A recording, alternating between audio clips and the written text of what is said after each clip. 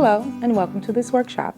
My name is Marche Howell, and in this video we will be reviewing the union apprenticeship interview process, including what to expect, how to prepare for the interview, what to do during the interview, and what to do after the interview. While your resume gives an employer a general idea of who you are and what your skills are, interviews help the hiring manager get a clearer, more rounded idea of who you are and how you can add value to their company. This is your opportunity to show how interested you are in the position and why you are a good fit for their apprenticeship program.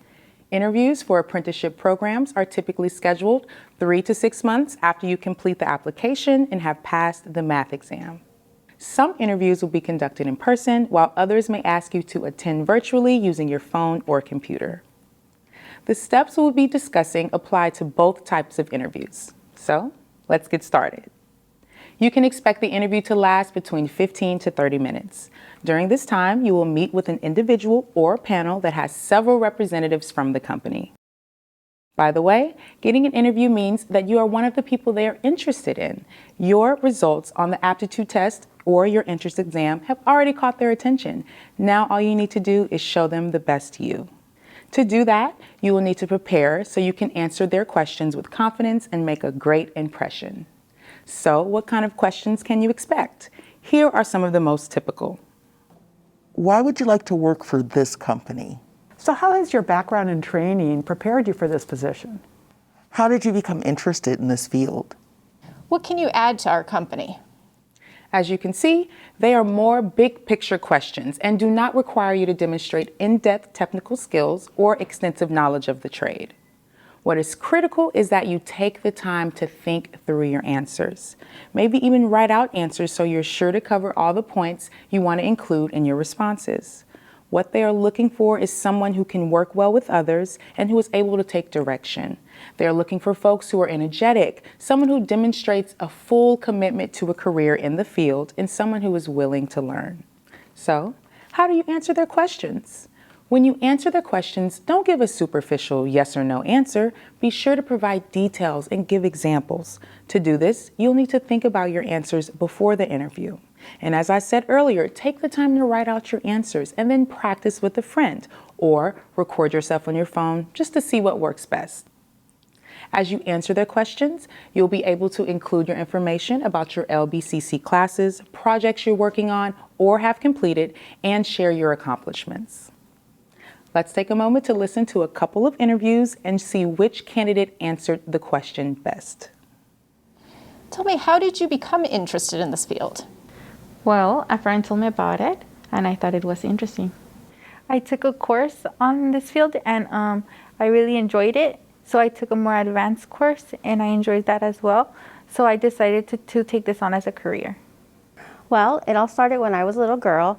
My uncle took us to Disneyland, and it was a really nice day, and I just remember seeing the big machines that were there, and I was really excited. And we were walking around, there was so many different things to see, and it just I think we'd all agree that candidate 2 was the best. The first person didn't even seem to know what the field was about, and candidate 3 was just rambling on.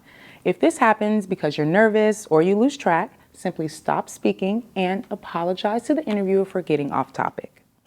I'm sorry, I think I got a bit lost in the details there. What I really wanted to say is that when I was young, my uncle was in this field, and he would tell me stories about the types of things that he would do at work, which really interested me. So when I came to Long Beach City College, I decided to join the same program and work in the same industry. While there's so many questions that an interviewer might ask, they tend to be similar questions across the board. To get a list of more questions that might be asked, go to lbcc.edu/career-center. A couple more tips on answering questions. First, if you do not understand a question, it's okay for you to ask them to repeat or ask for clarification. Second, be familiar and know the requirements and expectations of the job or apprenticeship program that you're interviewing for. To do this, read the job description carefully and then take the time to visit their website or look them up on the internet. See what their vision and their mission statements are, what projects they've worked on or what are they working on currently, and what contributions they've made to the community. You can use all of this information when you answer questions like, Why would you like to be in this apprenticeship program? On the website, I read that the union has been running this program for over 20 years and they value innovation. I really like that. The interviewer might also ask you some competency-based questions. Competency-based questions require you to provide specific examples in your answer. You should be able to explain a situation, the action that you took, and the results of your action. Interviewers ask these questions to assess your skills in specific areas like problem solving, time management, and leadership. When the interview is coming to an end, they will ask you if you have any questions. This is not a chance to ask about working hours, pay, or benefits. The opportunity to ask these questions comes later when you're offered the position. Now is the time to show that you want the position and you're very interested. Feel free to ask the interviewers questions like, Why did you decide to join this field? What is your favorite part about working for this company? What do you think the first 3 goals for a new apprentice should be?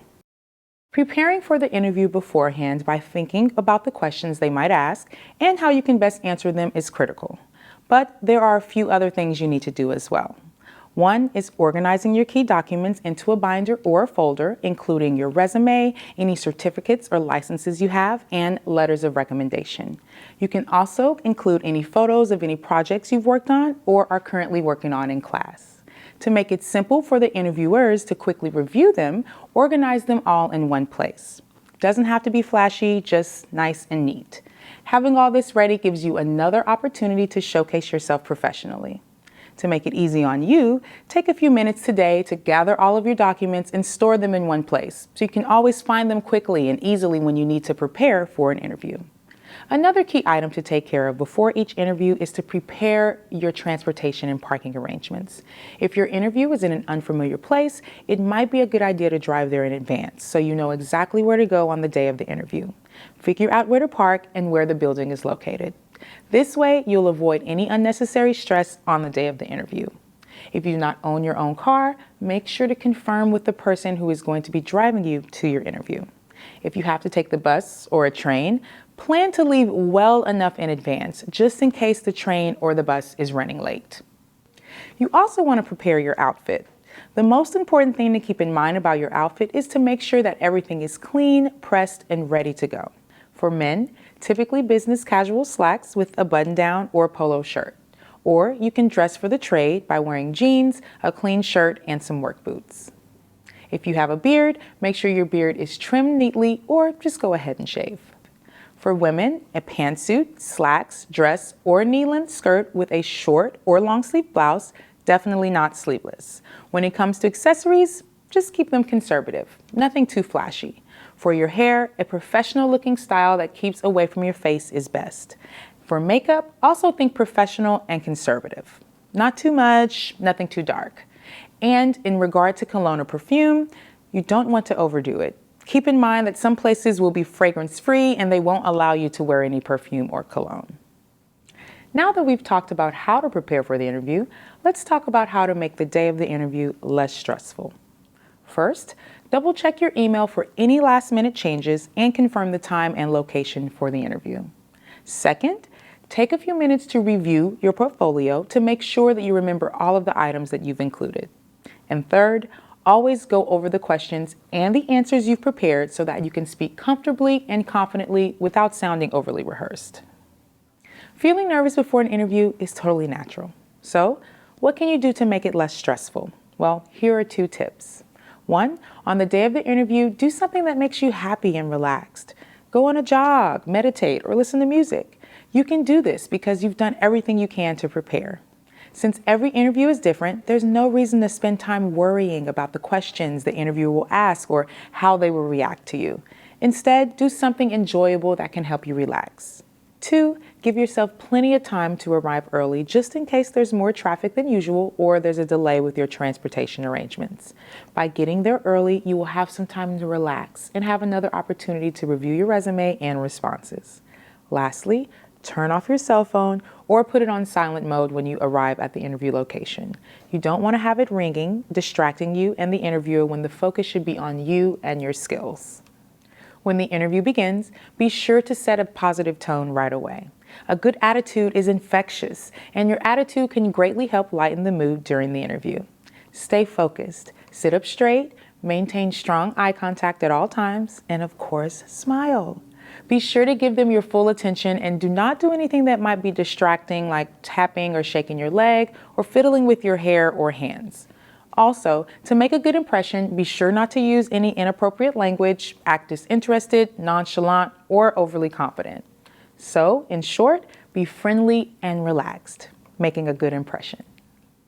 Now, just be yourself and share with them why you deserve to be there and why you are the best candidate for the apprenticeship program. Answer each question thoroughly and professionally. If you don't understand what's being asked, kindly ask them to repeat or restate the question.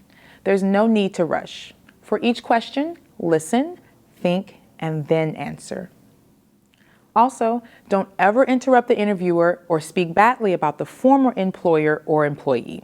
This may show them that you are not respectful and might not get along well with others. Using words or phrases like hate, dislike, or cannot stand also indicate that you might be a difficult person. So stay positive. Should the mood change in a negative direction or the interviewer does not look interested or friendly, don't take it personally. Sometimes in standardized interviews with a panel, they are instructed not to show any favor to the interviewee. The best thing to do is to be friendly and do your best. Before we talk about what you need to do after the interview, there's one more thing we need to cover that might happen during an interview. While it is rare, an interviewer might ask you what are considered illegal questions, such as, How many children do you have? So what country are your parents from? Have you ever been arrested? Do you own your own home? How old are you? In the U.S., there are laws that prohibit an interviewer from asking questions related to qualities that are considered unchangeable. If this should happen, you have 3 choices. 1, just answer, if you feel comfortable. The interviewer may simply be trying to get to know you better and innocently asking the question, such as, So tell me, where were you born? I was born in Mexico. Oh, well, that's interesting. I've been there many times. My husband was born there. Another choice is to sidestep it. You can do this by asking them to rephrase the question. This allows the interviewer to clarify the intent of their question. Do you own your own home? Is it important to own a home for this job? No. I just wanted to know if you were familiar with the escrow process and all of the paperwork that goes with it. And lastly, you can discreetly avoid the question, but answer the intent of their question. So do you have any children? I can assure you that my personal life will not interfere with my professional responsibilities.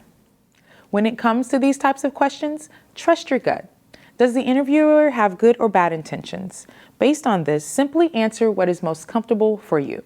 By knowing what to expect and being prepared, you will have the opportunity during the interview to show them what an asset you will be to their company. As the interview comes to an end, be sure to make one last good impression by thanking the interviewer or the panel for their time and ask if there's anything else they need you to do, like these 2 did. Thank you. I really enjoyed meeting you and want to let you know I'm really interested in this position. As you walk out, give yourself a mental high five. The hard part is over. You've done your best. But to put the cherry on top and do even better the next time you go in for an interview, evaluate what went well and what did not go well and how you can improve. Ask yourself, did I give enough details and examples? Was my nonverbal behavior friendly and respectful? Was I comfortable and confident? What can I do to make it better next time? This reflection will help you prepare for your next interview. And now, before we close, there's a few housekeeping things you need to do after the interview. Keep your phone nearby. Try not to screen calls and be sure your voicemail is set up and not full since you don't want to miss their call. Also, be sure to follow up in a timely manner with any and all steps that they've provided you. And lastly, send them a thank you note. If you have their address, you can write and mail one or at least send an email. This will help you stand out once again, making yet another good impression. Everything we've covered in this presentation also applies to any interviews you do online or on the phone. The only added issue is taking time to make sure your technology is working well. Is your camera and microphone working? Do you have internet connectivity you can depend on? And do you have a location to do the interview that's quiet and professional? Find a room with good lighting, preferably near a window. Turn off the TV and shut the door and windows to minimize any outside noise. Keep the background simple. A white wall is often best. All this helps create a distraction-free environment, making it easy for you to have a relaxed and comfortable conversation during which the focus is on you and your abilities. And of course, look directly into the camera and give them your full attention. So now that we've covered all the basics, all that's left for you to do is practice. There's a free online tool that can help you do just that at www.interviewschool.com. All you need to do is create an account, and then you can practice for free. You'll be asked a series of questions, your answers will be recorded, and then feedback will be provided so you can see where you are doing well and what you need to improve. It's a really useful tool, so be sure to use it at least 1 hour a day. By taking the time to prepare carefully, following all of the steps that we reviewed, you will greatly increase your ability to favorably impress your interviewers. But please remember, every interview is different and each requires thorough preparation. So please be sure to take the time that's necessary so you can show them the best you. Thank you for watching.